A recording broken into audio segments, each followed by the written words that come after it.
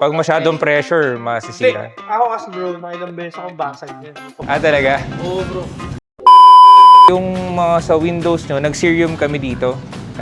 Nagsiseries na. Kasi medyo makapal siya. So, ang process namin dyan, cerium oxide siya na polishing. So, kami, para pati mga light scratches matatanggal namin. Actually bro, bibira na gumagamit din yan.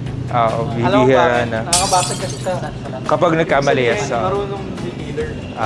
Pag masyadong pressure, masisira. Ako kasi bro, ilang beses akong basag yan. Aray ko! Talaga? Oo bro. Ang malapit ko pa, akala ko okay lang na ito yung pag-practice ako kasi Quarter glass. Ito pala yung pinakamahirap hanapin na side ng...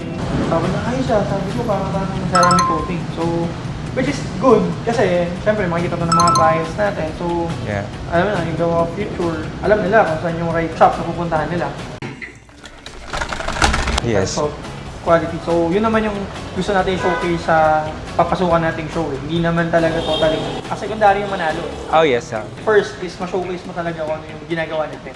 Tama.